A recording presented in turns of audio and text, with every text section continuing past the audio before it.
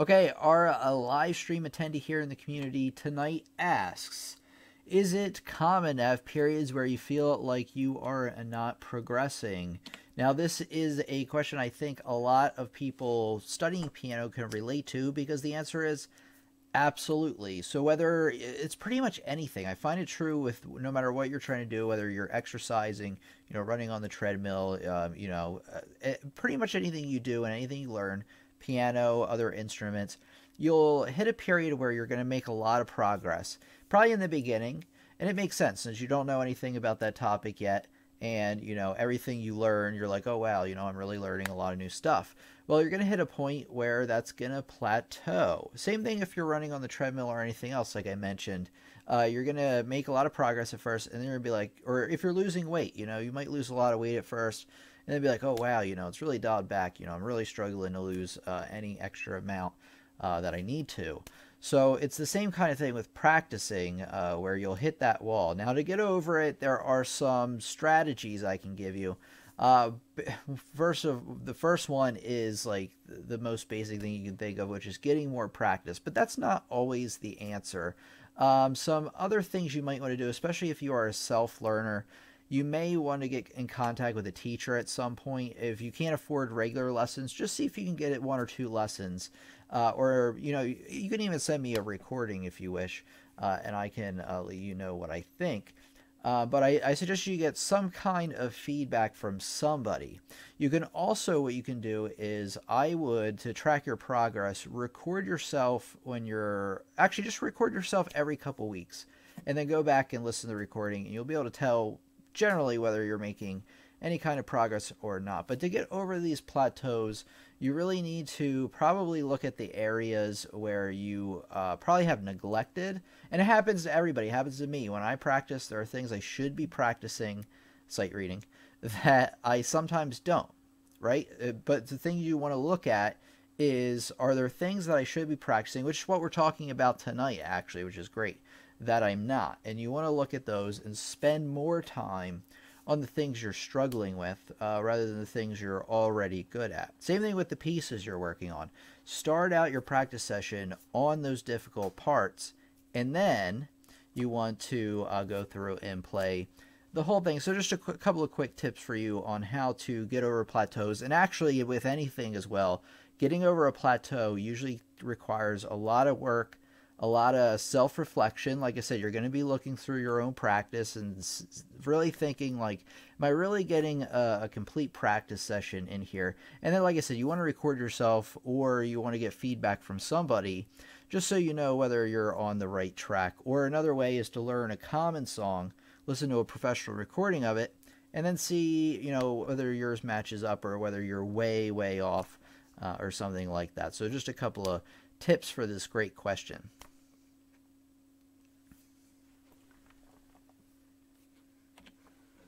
Okay, let's see. Tina says, my first time here. All right, so we are going to get started here in the lesson real quick. I just want to answer that one question quick. Let's see. Chris says, thanks, Tim. Do you do online lessons? I'd be interested. I'll send you some recordings. So email me, tim@lessonsontheweb.com. I'd be willing to schedule a few Skype lessons with you. You can also feel free to email me recordings at the same email address. And it might take a few days, but I will get back to you and let you know what I think, and give you a few playing tips. Rich has done it many times. Rich actually has a YouTube channel where every once in a while he'll post a video, and once in a while he'll send it to me or tell me he posted it. And then I'll just go over there when I get a chance, and I'll say, oh, hey, you did. Today I didn't really give him any criticism. I just say you did a great job, because he really did. But every once in a while I'll give him, like 1 or 2 tips on what to do. So that's another option for you. I'm at the piano at least every day, an hour. It's fun for me, so thanks for the advice. It's nice to know you're not the only one. Yeah, very true. Happens to everybody. Yeah, my eyes are like a little bit... There was like a weird blurry spot in my eye. I think I just had something in my eye. Maybe those sleepy things. All right, let's see here. Yeah, and Rich has some great advice in the comments as well. So take a look at what he said. to get some extra help there. All right, we're going to get started with tonight's lesson. So just give me a second here. I feel like I wanted to tell everybody something really quick, but I don't know. We're just going to go through it real quick. Oh, there's 2 on your channel, and then recorded a few months back. Okay, so just email me, tim@lessonsontheweb.com. Remind me who you are. I'm sure you will. And then link me to your YouTube channel, and then I'll subscribe to you. And then every once in a while when I see you post something new, I'll go over there. Or you can send me a link or a reminder and let me know. Okay, Abigail says, glad we're all here. I'm glad you're here, Abigail. It's been, no, you were here like last week, I think. You couldn't make it on Sunday, I believe. So glad to have you back with us. And Richard as well. When I play piano and drums, I notice I'm not getting any progress. Usually it helps to have a little break. Sometimes it does help. Usually a day or two, and then it's like a restart for me. Okay, here we go, everybody. I hope everybody's having a great evening. Welcome out to the live stream. We are meeting Fridays and Sundays, 8 p.m. Eastern Standard Time. So whatever time it is for you right now, mark it down because that's when we're meeting Fridays and Sundays. And you can check back here on the YouTube channel, you know, and it'll pop up probably with a little live button. And you'll see it there. That's probably one of the easiest ways. If you hit the notification button next to the subscribe button, YouTube, hopefully anyway, will do a better job letting you know when we are meeting. Oops. Okay, today's lesson, every skill you need to learn on piano. So I'm going to do a little intro here in a second. Okay.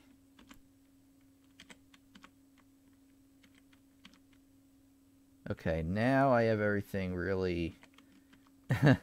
Wait, what is happening here? Here we go. Okay, that's what I wanted to do. See that? Move this over here maybe, or move this over here. Okay. Okay, sorry for all the switches now. I think I got it figured out.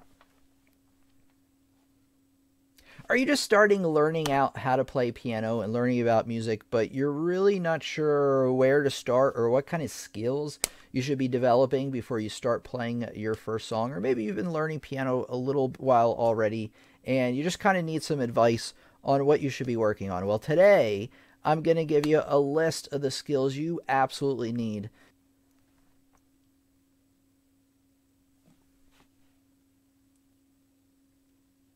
Thank you very much, Abigail. I encourage everybody to subscribe.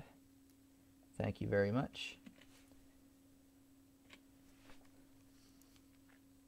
Okay, these are the 6 skills I found that you need. There are probably more, but these are like the most fundamental and also ones that some students neglect. So if you're really hitting a wall with your practice, you want to take a look at these today. And I'm going to break these down for you as well as provide you with some links on where you can learn more about these. So today we are talking about how to find notes on the piano keyboard first, followed by finger numbers and hand placement.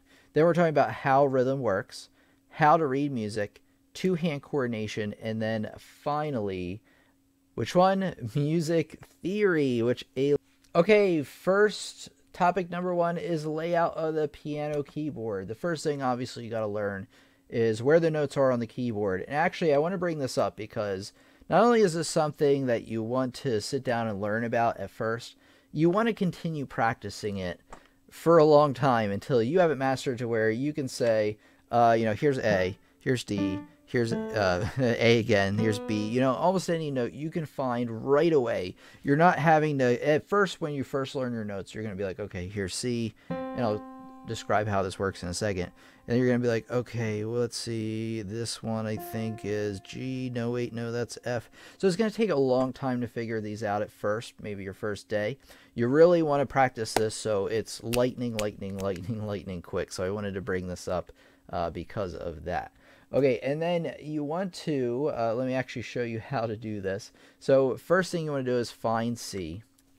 So you do that by finding the group of 2 black keys, going down to the left, and finding C. Then you have 2 alternate things you can do to figure out what note you're on. You can count in alphabetical order up from C, keeping in mind C, D, E, F, G.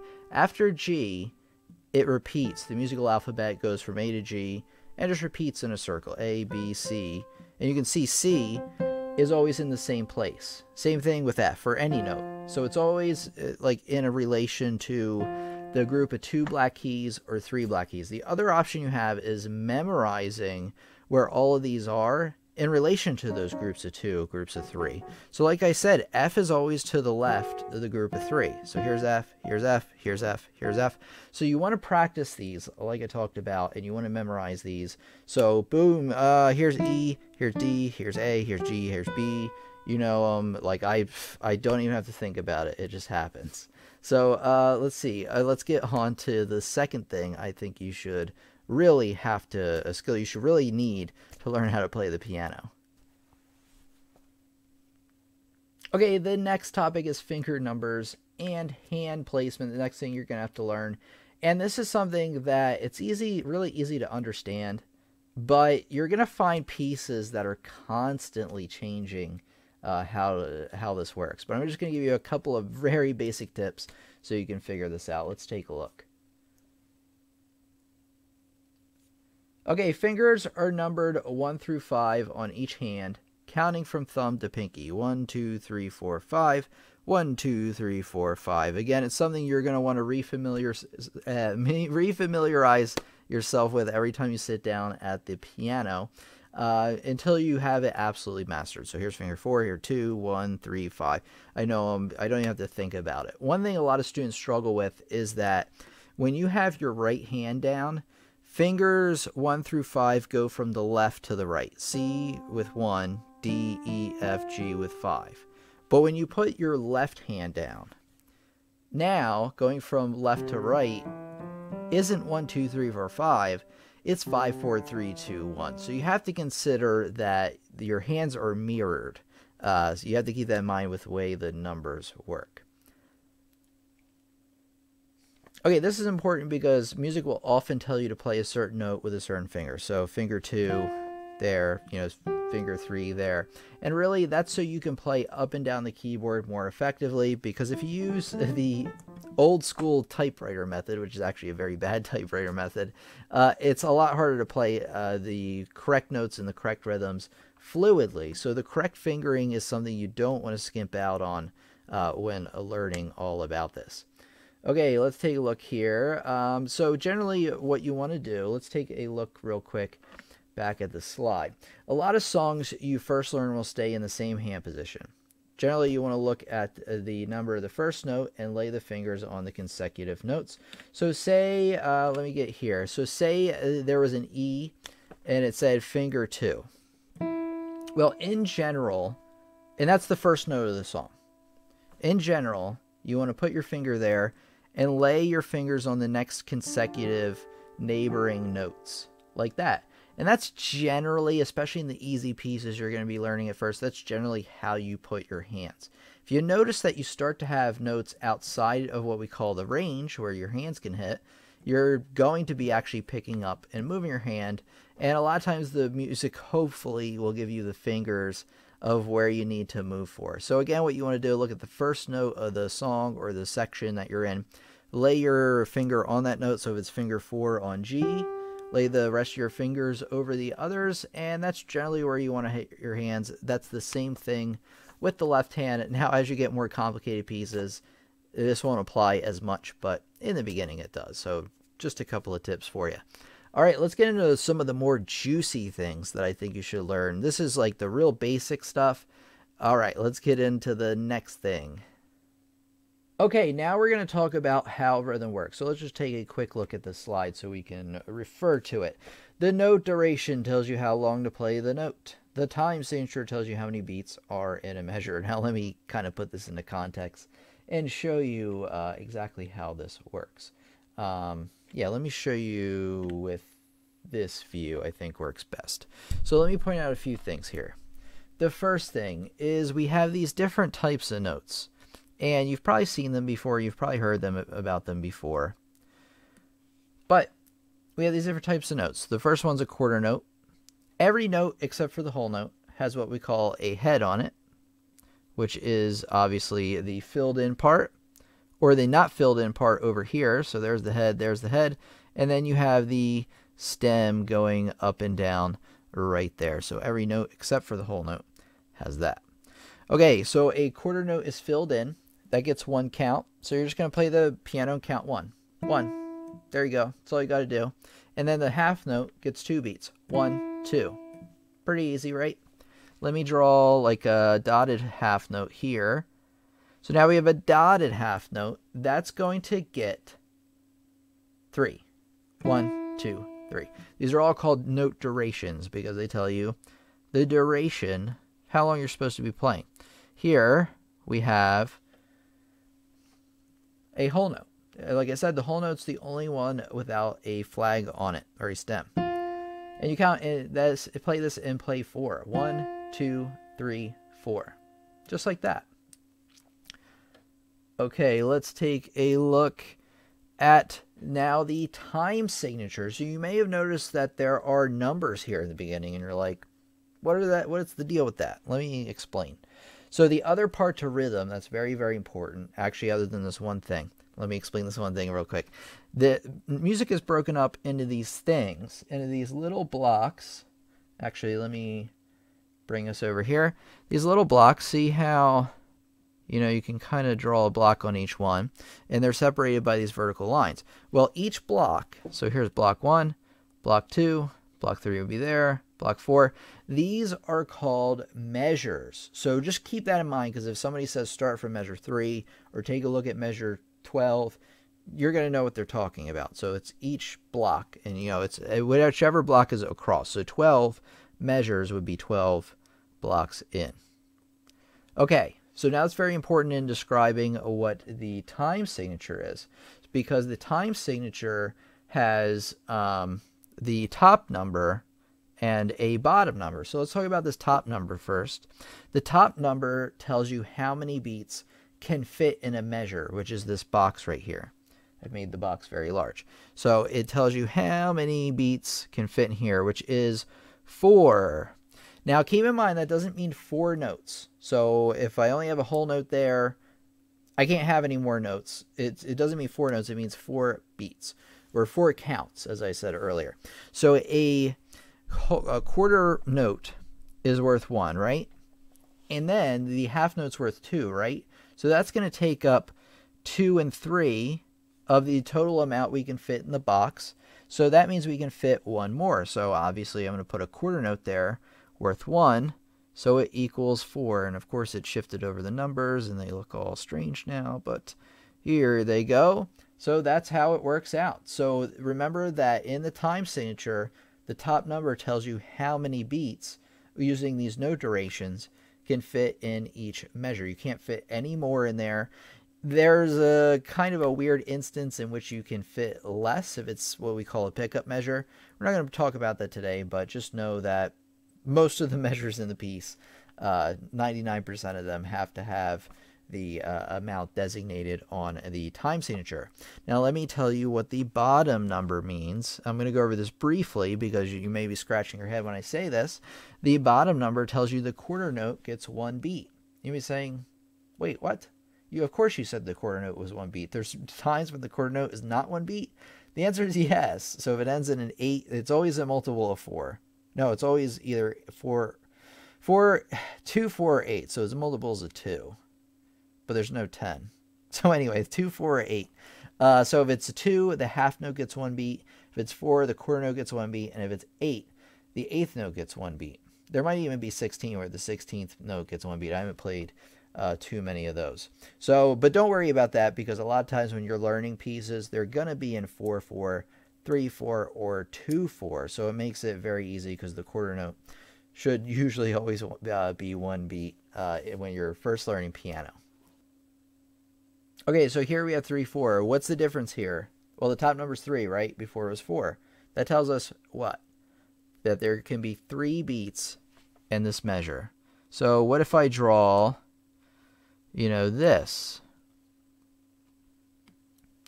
See how the measure turned red? Well, what happened? I drew a whole note. Whole note's worth 4. I can only fit 3 in here. So even the notation software is like, no, you can't do that. Unallowed.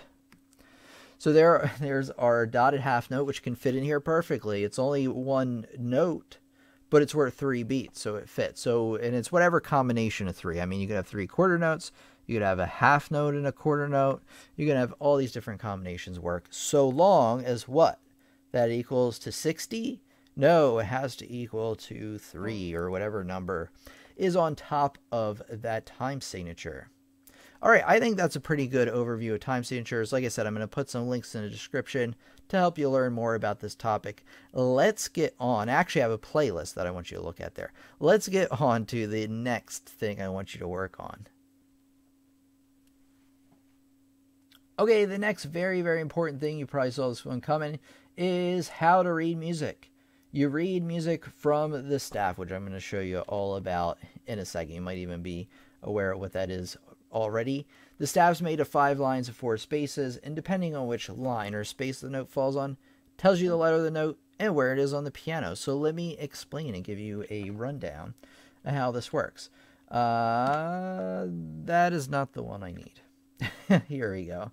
And then I will change the view. Actually, I'll need to in a minute. So as you can see here, we have this thing in front of us. We've actually taken a look at it already with the time signature and everything. But it's made up of lines. There's 5 lines here. 1, 2, 3, 4, and then 5.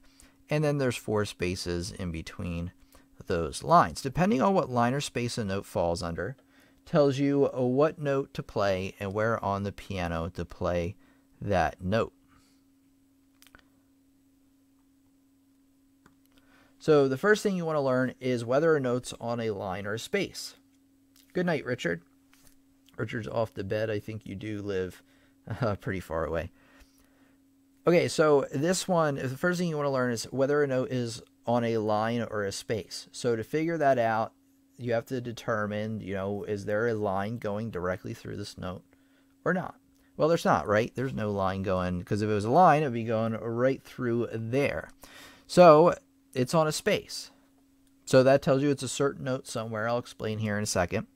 And then, is this one on a line or a space? Well, the line's going right through it. So it's on a line. What if a note starts to go below the staff? They start adding lines, right? These are called ledger lines.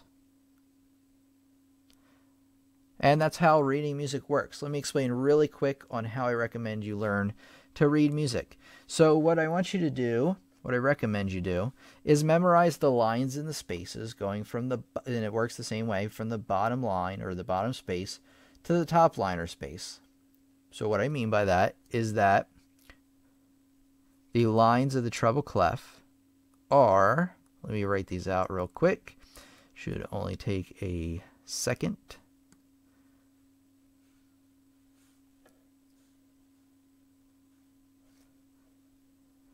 So the lines of the treble clef are E for the first one here. So E, G, B, D, and F. What I like to do and what I recommend you do is come up with a saying that has the same first letters, where each of the words has the same first letters as this thing right here, E, G, B, D, F. So what I like to do is say maybe every good boy deserves fries or something like that. Or every good bunny deserves fruit or something, so long as the letters line up. So that's what you come up with a mnemonic device, I guess they call that, to figure out what these are. And you always have to apply them from the bottom line to the top line. It doesn't work any other way. For the spaces, what I recommend you do is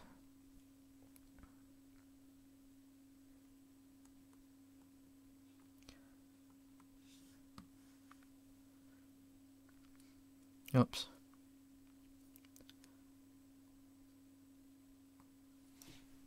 So for the spaces, I suggest you apply this word to the spaces. And of course, as you know, if you know your English well, that this is the word face, F-A-C-E. Again, going from the bottom to the top. Well, I don't know how that started up. But anyway, you're going from the bottom space, did I say top to the bottom? Bottom space to the top space. So F here, A here, C here, and then E right there. So practice like going over whether, actually I would just kind of randomly draw a note on a line. Pack of flashcards is also good. Musictheory.net, you can practice these as well. And what I recommend you do is, first of all, assign what works for you, a saying that works for you, to the lines and spaces of each of these clefs, and then practice it every day, like I said, using flashcards or some sort of online tool, until you have it mastered. Let's do the left hand or the bass clef real quick. Niggy says, shades of my childhood lessons are slowly coming back to me. Glad to hear that.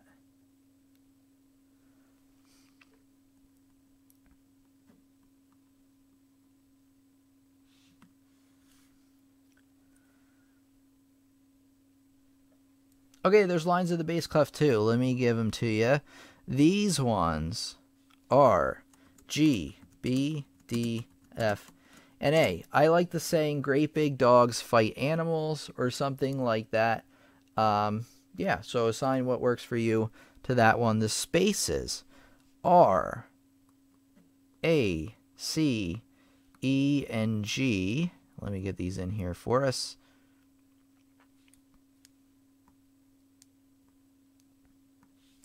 Okay, A, C, E, G, or I like to say all cows eat grass. A, C, E, G. And again, the same thing. What I would do first, though, is spend a week memorizing just the treble clef. So if you have flashcards, just practice the treble clef once, just on the staff. Spend a week just on that. And then after a week, just do the bass clef. And then after a week of doing that, then practice the treble clef and bass clef. What I find, though, is that if a lot of students, if they're not familiar with reading music already, and they start to practice both clefs at the same time, they will start to get them confused, because they'll start to really question, okay, here's a space here, here's a space here. Now, is this A, is this note A, or is this note C, like right here, So if you're not familiar with it, you might start to get it confused.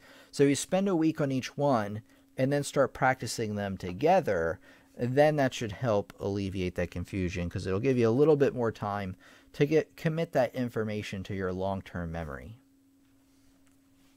Okay, another skill I suggest you work on is two-handed coordination, and this isn't something that you want to worry a lot about at first. You want to get all the other basics I talked about now up to this point before you really start worrying about this. Because one thing I have to tell you about is that this skill is developed over time. Now, obviously, you will put effort into developing the skill, but a lot of it comes from learning pieces. So if you want to get better at anything, you do it more. So if you want to get better at playing with both hands, you want to learn more two-handed pieces.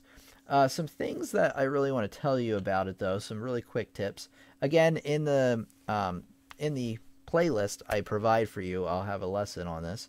You want to start out by learning pieces hand separate, these two-handed pieces that you find. You want to then put them together very, very, very slowly. So one of the biggest things I can tell you about learning to play the piano with both hands is that you want to go slow. And a lot of the pitfalls that people run into is what? They're playing too fast. So some quick tips on that for you. Some things you want to learn to improve your two-handed coordination, maybe after you've learned to read music for a couple of weeks, is figure out some scales. You want to start out with like a C major scale. That's just from C up to the next C, and look up more about this. G major. Learn some very basic scales because it will help for sure. It will help for sure with two-handed coordination. Okay, that's all I want to give that to you for now, because like I said, I don't want you to dwell too much on it right at the beginning, because I know it can be overwhelming, but two-handed coordination is something you're definitely going to consider. Another thing we're going to have to consider is this next one is very, very important. A lot of people forget about it. If you're in your first couple of weeks, maybe you don't need to worry about it yet, but as you learn for maybe a month or so, you want to start considering music theory. Now, what is music theory? Well, as you can see from the slide, it's how music works. And I can provide, again, in the description, once the lesson's over, of course, check out the description where you learn more about music theory. But some basic things you want to learn about at first is obviously the layout of the keyboard and all the things I mentioned up to now. You want to start learning some chords. Actually, start learning some scales like I had mentioned. Start out with the easy ones. I recommend you learn maybe C, G, D, and I don't know, maybe like F or something like that. Just start out with those few scales. Start learning about what these things called key signatures are, because they tell you what's sharp or flat in a piece. They are very, very important. And then you also want to learn, your scales will help with that, by the way. You also want to start learning about chords, triads to be exact, the simplest form of chords, just a 3-note chord. You want to learn quite a few major chords. You want to learn how to play some minor chords. You want to just know how they're constructed, knowing that a major chord has 4 semitones, or 4 half steps between the bottom 2 notes, only 3 between the top 2, and then minors 3 and then 4. So just knowing how those formulas work so you can play any note and then figure out the major or minor chord from there. So you want to start there with music theory, and you don't want to skimp out on it. A lot of people are like, oh, music theory is boring, or, you know, it's like school or whatever, and it's not playing my favorite pop song on piano. Well, too bad. You're really shorting yourself. You're really halting your progress in a big way if you skimp out on music theory. So please, please, please don't forget about music theory. Music theory wouldn't forget about you. So don't forget about music theory. It really comes in handy with actually understanding how music works, but also when you start playing songs, you're going to see the things you're learning in music theory in there. You're like, once you master all your chords, you're going to be like, oh, you know, that song, clearly that's a D major in second inversion, and I can play that no problem at all, or an F sharp minor in first inversion, or something like that. You're just going to be able to pick this stuff out. I'll say it a different way. You're going to pick this stuff out, and you're going to be able to play it that much easier. And if you want to learn how to write music or anything like that, music theory is really where you want to go. I would actually spend more time learning music theory than playing the piano, although playing the piano I find is useful for songwriting, but I'm going to leave that for another lesson. So let's take a look at what we have next in the lesson here.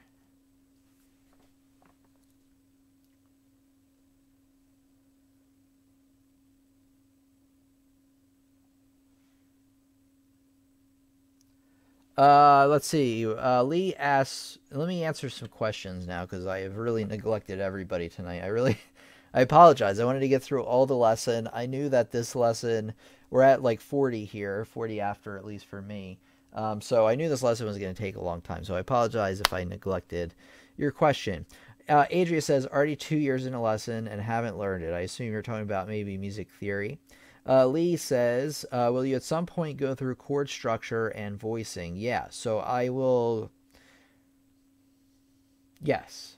So proper voice leading and things like that. Yeah, and chord structure. Yeah, C7, 9. That probably wouldn't be. That might be in the first lesson, but I don't think that would be in the first lesson I would do on that topic. But I'll try to remember, and I'll try to see if I can fit it in to that lesson. Let me write this down, though, because I actually don't think I have the chord structure voicing on my list yet. Actually, I'm surprised I don't, but just give me a second. I'm not actually going anywhere. Let's see here.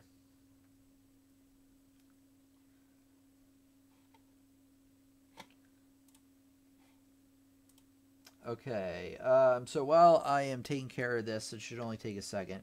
I'm just writing this lesson idea down. Let me know any questions you may have.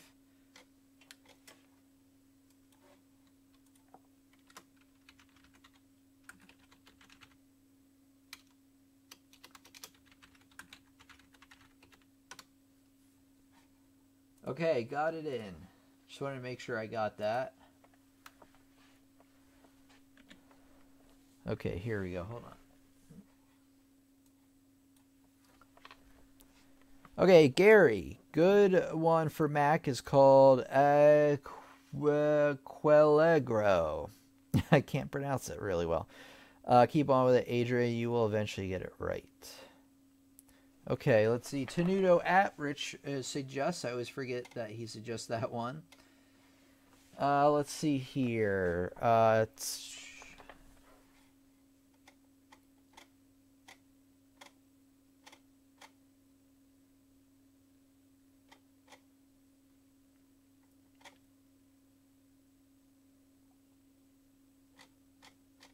Okay, it actually doesn't look like I missed a whole lot of questions. I thought I missed like a ton.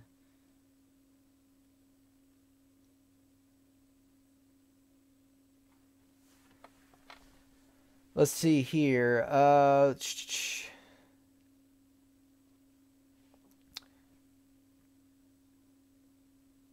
Okay, Chris says, if you play all the notes in one scale randomly, will they go well together? You mean like if I, in like a random order? Like,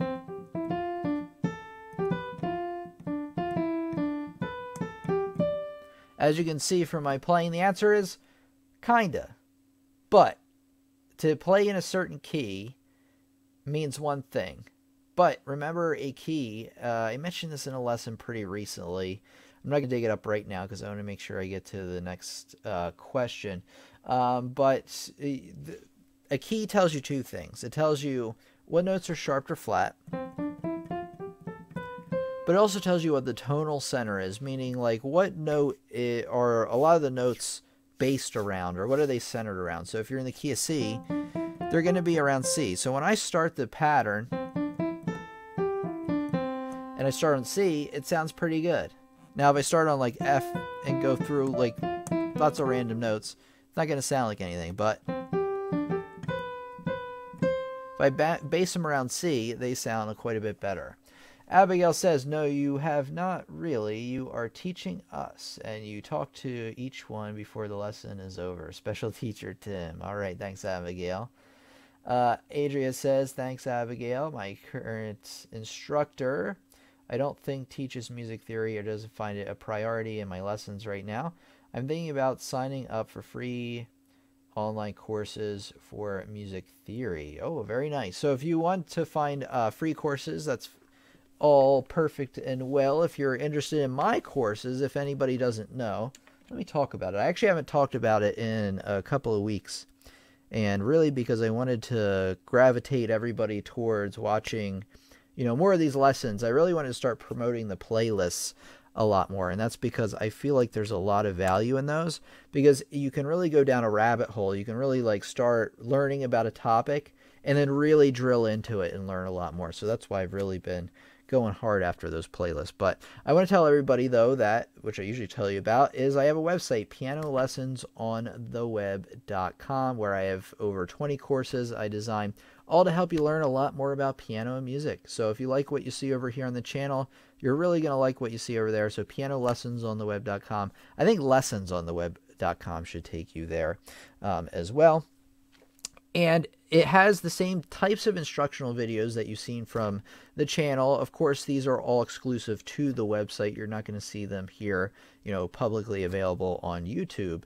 And they cover a lot more material than, now they do review the material we talk about in the lessons, but they cover a lot more material we haven't talked about yet, and we may not talk about, at least to the degree that we talk about here. So take a look over here. One thing I want to tell you about, though, is that if you go to the Buy Courses page, you can purchase courses either individually or in course packs, and you can get a deal for getting a lot of courses really in one pack. But either way, no matter which one you decide, if you use the code YouTube during checkout, easy to remember, there's a little box that'll, apply code YouTube, you'll get an additional 15% off any order. So whether you're buying multiple courses, you're buying one of the, the course pack, you're buying all the courses in one, it even applies to that one as well. Code YouTube for an additional 15% off. So I just want to let you know about that in case you don't know already. And you can learn about music theory and rhythm and a lot of the things we talked about tonight. As you can see, there's quite a few music theories. There's piano courses, how to read music, ear training, and a lot of other things that I felt would make you a well-rounded musician. So please check it out. And of course, by enrolling in any of the courses, it helps out the channel and it helps me out, and I really appreciate it. So that's one additional benefit to it as well.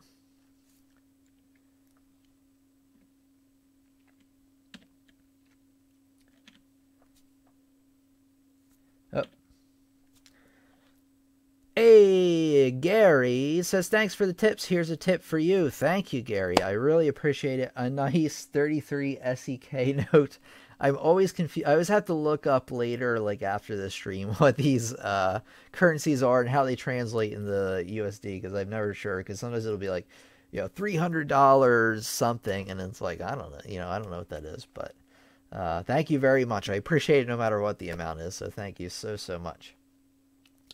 So thank you, Gary. And if anybody's wondering what the heck I'm talking about or what Gary just did, it's called a super chat. So if you like what I talked about tonight and you want to, maybe you don't want to purchase a full course over on my website and you want to leave me a little tip, you click on the little like dollar icon below the chat and you can do it there as well. Now, if you now say you're like, oh, I don't have any money, how can I help? But I want to help so bad. Just keep watching the lessons. Like this lesson if you liked it, and try to let other people know that they can learn from these lessons as well. That would also be a tremendous help.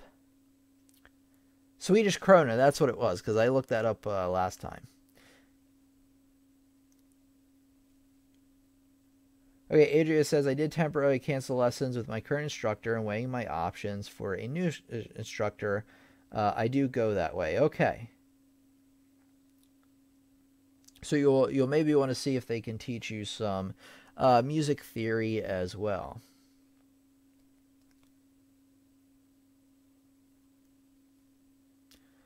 All right, everybody. Any comments or questions about the lesson we had today? I felt like it was a great lesson. We're having a pretty good discussion here on it as well.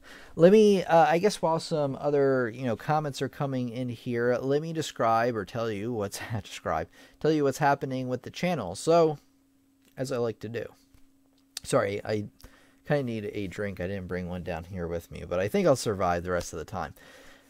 Okay, so what's going on with the channel is that over the next few days, actually, if you go to the website I talked about a minute ago, right here, pianolessonsontheweb.com, you click on community, it'll take you to the community page, obviously, and you scroll down and you see what we're talking about and when we're talking about it. Very useful. But as you can see, all the entries except for tonight say community Q&A, so I need to spend, which I have been actually over the last 2 or 3 days, coming up with the new topics for the next probably month or so. So come back maybe tomorrow or the next day and you're going to see these updated. These are some pretty good lessons coming up. They are based around really, obviously, things I haven't done yet. So I always like to do things that I haven't done or do things that I have done in a better way because I've been making lessons for a while. And, if I can tie things together in a better way, I will. But these will be a lot of new stuff that you haven't seen before around topics that you may have heard about on the channel, but I'm going to go and approach them in a different way, or it's like a different application. You can probably expect in the next few weeks, what are these? Let me take a look at the lessons we have here. I don't want to show it because it's kind of a work in progress. But over the next few weeks, you can expect a lesson about suspended chords. So I never talked about those on the channel at all. So that's going to be pretty cool. Those are really cool sounding chords, by the way. We're going to be talking about compound time signatures. I had a lesson a long time ago about 6/8, but I'm really going to drill into 6/8, 9/8, and 12/8. We're going to talk about how the 2 different ways you can count all of those and basically how they work. Now, let's take a look after that. Actually, let me get the chat back in here again so we can see everybody. You can expect some general things. Oh, somebody, and actually I was planning on doing this before, but somebody last time, I did a daytime live stream. Was it Suresh? Somebody from India, I believe, requested that I make a lesson on how to play all 12 major scales, including the fingering, in one lesson. So that's coming up real soon. So I don't know exactly what order these are coming in, but they are coming, and they're, as you can see, they're not lessons that I've made already. I've talked about chords before, or I've talked about scales before, but I've never made a lesson with all of them and the proper fingering for all the majors. So I think that'll be a really good guide for people. And I've never talked about 9/8, 12/8, or suspended. So new stuff coming. Actually, I do have some more in the list here. I think I'll just let those be a surprise. Yep. So a lot of those are good too. All right, you're very welcome, Abigail. Abigail says it's a great lesson, and folks can go over to the lesson as well. Yep. So the recording will be posted very shortly. It might start after, I don't know. What I was about to say is I'm not sure. After a while, you might see the recording being posted not right the day after the live stream. You might see it the day after that. And one of the reasons behind that is behind a lot of the lessons, I like to put closed captioning on. And that's really for, obviously, there's people who are hard of hearing that need that helps them, or maybe they're, they learn a foreign language and it just helps to see the words. But some people like legitimately just like to see the closed captions. When you may even have them turned on your own YouTube videos. People just like to have them turned on, and videos that have them do better. So, and the thing is, it takes time for the service to put them in. So I think it might take an extra day. Just letting you know, just giving you a heads up in case you're wondering tomorrow if it's the case. You may actually see the lesson tomorrow anyway, but in case you're wondering where it's at, it'll be out the next day. Really fun to join tonight, says Nikki. Informative, and we'll join next time too. All right. Thank you, Nikki. Very much appreciated. We are meeting again on Sunday, same time, 8 p.m. Eastern Standard Time. And I want to thank everybody for coming out tonight and being such a great part of our community. If you want to learn more about... Oh, you had a question above. Let me take a look at it. I'll get to that here, says Julio. Sorry about that. Let me get to that, actually, and then I'll get back to what I was saying.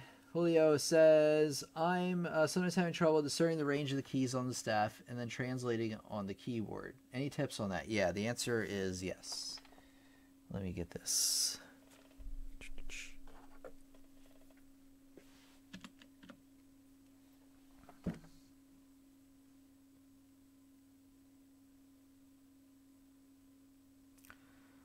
Okay, let me get this. I like this question.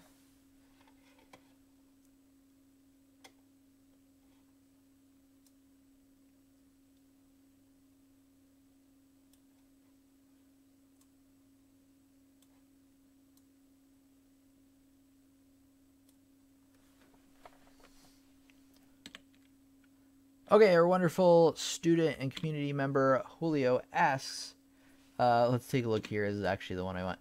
They ask, I'm sometimes having trouble discerning the range of the keys on the staff and then translating it to the keyboard.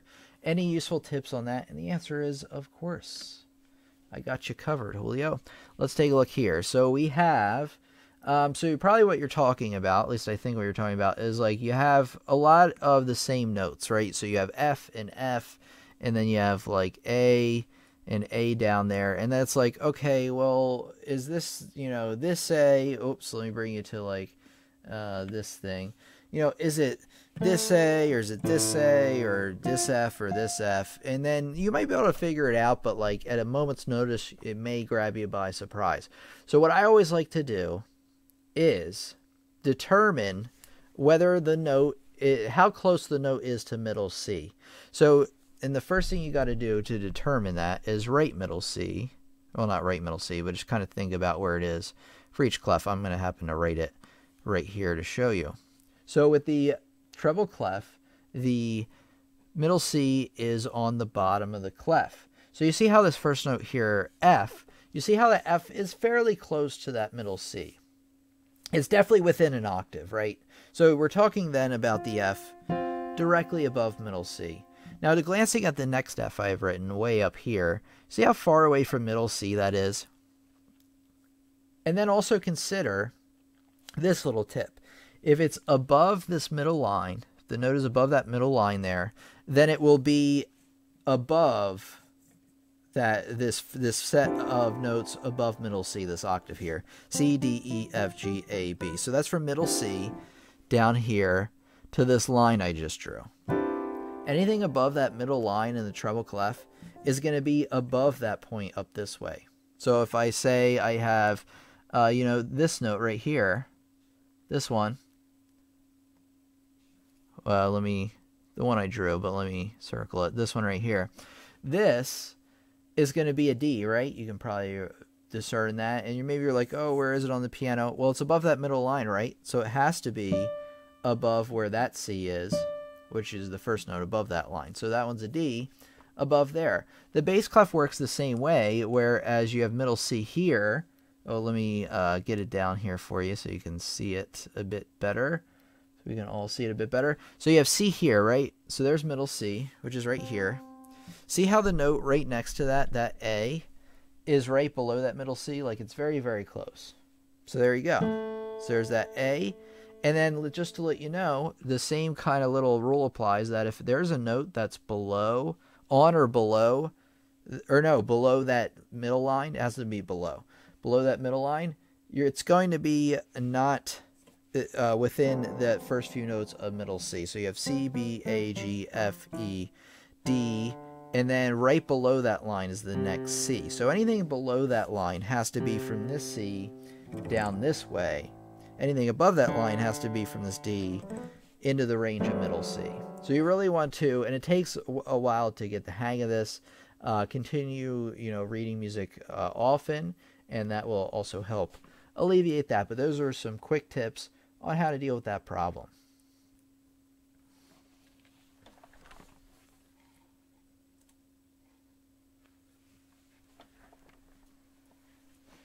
Okay, tutorials. Tutorials DODG says, if I learn how to play piano keyboard, will I be able to learn how to play piano? The answer is yes, so long as we're talking about the same thing. We're talking about piano keyboard, like a keyboard, like a synthesizer. If you learn where the notes are and everything, yes, all that knowledge translates over to playing piano as well. Julio says that was thankful. Help. Thank you. You're very welcome. Allergies are back. $5 says, yes, the only difference is you don't have a weighted keyboard. Yes, that's very true. You might have some issues playing on an actual piano since it comes with dynamics. Very true.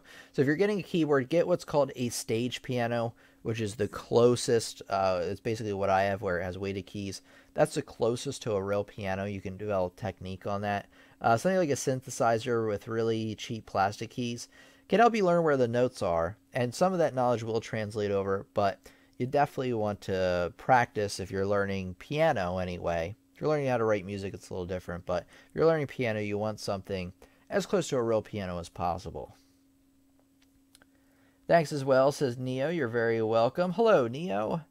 Let's see. Molly asked, can I play Dawn from Pride and Prejudice? I probably can, but I don't have it in my head. I've actually never played it before, but I probably can. Okay, thank you, everybody. We're getting onto the hour here. I usually wrap it up after about an hour or so. So I just want to say thank you to everybody tonight. Let me kind of scroll through, as Abigail says. I always do this anyway, or usually do anyway. I want to thank Neo. We got Julio here tonight. Fireflower Tutorials. Thanks for coming out. Molly, I apologize if you say your name a couple times. Abigail, Nikki, thanks for coming out. Gary Cook again, thanks for that super chat, buddy. You got Adria back here again. Adria is now one of our regular live stream attendees. No pressure to come every time, of course, but thank you for coming out on a regular basis. And then we have Gary. I already said Gary. Let's see, Lee, thanks for coming out. Lee had a question that I did not answer. Lee asks, since you have emphasized learning scales, will you get into modal scales at any point? Yes. The answer is yes. Maybe not hardcore full guide on how to play every single one, but generally what they are, yeah. Chris, if you learn the notes in a scale range... Oh, okay, I already answered that. Thank you, Chris, for coming by. We got Abigail, of course. Thanks for coming by, Abigail. Such a great friend, student, and live stream attendee here. Barbara, thanks for coming out again. I always appreciate you joining the discussion. And Anita, wow, we had a lot of people come out tonight, which is awesome. Asparagus, thanks for coming out, buddy. You got Nikki, I think I already said. Rich, of course. How did I forget Rich? Gabriel is back, was back with us once again today, and Chris. So anybody, if I forgot you, sorry about that. I don't know why I said it that way. Sorry about that. But hopefully I got the most people. Wizard says hi. I've subscribed. Yes, got him. Got a subscription. Thank you so much. By the way, the reason you're subscribed is we have new videos coming out. I'm actually starting to put out more videos, as you've probably noticed, more than the 2 I was doing before. So you want to subscribe so you get all those juicy updates. And we meet Fridays and Sundays, 8 p.m. Eastern Standard Time. The recording's generally out the next day, but it could be a day after that. So if it's the next day and it's not there, don't worry about it. Firefly says, gotta go, guys. My stop's coming up and I have to get off the bus. Thanks, Tim. Have a great one, everyone. Thank you very much, Fireflower. Thank you for joining us on the bus. What's the software you use? Pretty cool. Okay, number one, what digital piano do I use? Okay, answer is it's called a Roland RD700 SX. Roland RD700. Rolands make really, really good digital pianos. And then the software I use is called StaffPad, and it's for Windows devices. I have it running on a HP laptop right now. It has a touch screen on it, so whatever device you use has to have a touch screen. And it also works on Surface devices. All right. What type of piano would be best for a beginner? Great question from Tog. The answer is a little tricky. It actually depends on first of all, how far you think you're going to go with it. Now, if you have no experience with piano, you may have no idea. So maybe if your first piano getting something with 70 some keys, maybe it isn't like the highest grade. Actually, I think the optimal thing that balances budget with everything else you can find over on Amazon. But let me give you a video. Ow. hit the microphone into me. Let me give you a video I made recently. Point you in the right direction. So I have a video called the Piano Keyboard Buying Guide. And if you type that into Google, Piano Keyboard Buying Guide, there it is. It actually doesn't have my face on it, but it does have the lessons on the web kind of branding on the side. So the Piano Keyboard Buying Guide is what you want to look at. It breaks down basically how to balance budget along with what you need as a beginner. So really check that out. Also, the link's in the description of that video. If you buy the keyboard from Amazon, it doesn't cost you any extra. Amazon gives me a couple of bucks. Excuse me. In return for that deal, and it helps me out a lot. So if you're going to buy it from Amazon anyway, why not? But if not, don't worry about it. You can buy it wherever you want. Yamaha DGX 660 is a good one. Yamaha P115. Okay, great suggestion. Let's see. Yona says, hi, thanks for the lessons. Hope you get 100,000 soon. I hope so, too. It looks like it's going to take a little bit longer, but that's all right. How do you put your left hand and right hand parts together and be able to come in and both parts with correct timing? I'm a huge beginner, and my mind does not like to separate the hands. So what I recommend you do, let me give you a, what's it called? What's that called? Hold on, let me give you a link to a playlist. All right, so just give me a second, everybody.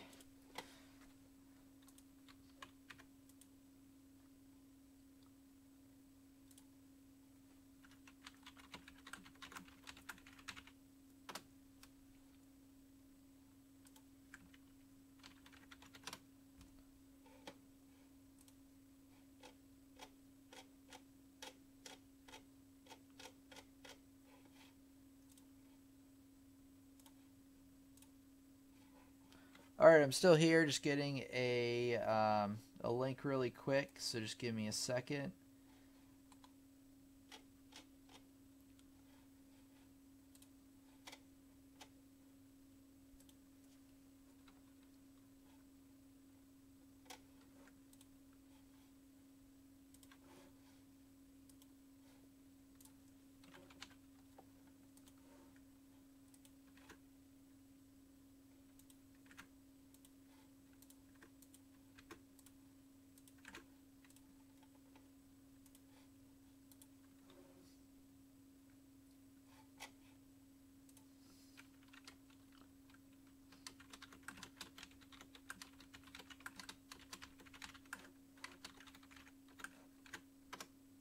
Okay, check out the link I gave you in the description. It's a playlist all about how to play with both hands. It can obviously describe it a lot better detail than I can right here, right now.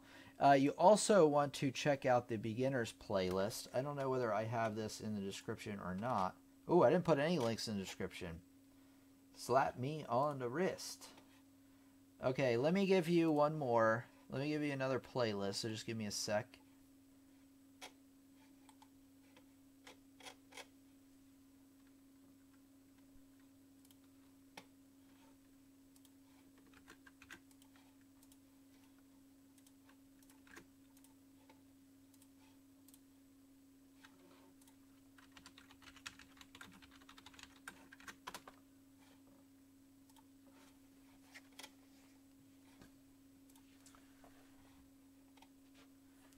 Okay, let's take a look. Okay, YPD 340s has 61 keys. And I'm not finding the piano sound, so yeah, that sounds a little bit underpowered for what you may need. I would look for something close to 88 keys. My music ACC says, I'm so lucky to fetch this live. Thank you very much. Thank you so much. You're very welcome. Consider myself slapped, says Gary. All right, thanks everybody for coming out. I'm going to end it here because we are a little bit over the hour. But hey, I love talking and discussing this stuff with you. Thank you, everybody, so much. Consider yourself thanks, says Sam. All right, thank you so much, everybody. Let me actually I want to do an outro here real quick. So just give me a second. Here we go. Okay. Let's find the YouTube channel. Okay, and if you go to the channel and you scroll down, you're going to find a lot of playlists so you can learn more. I'm actually going to provide a little pop-up of a playlist I highly recommend you check out after this lesson.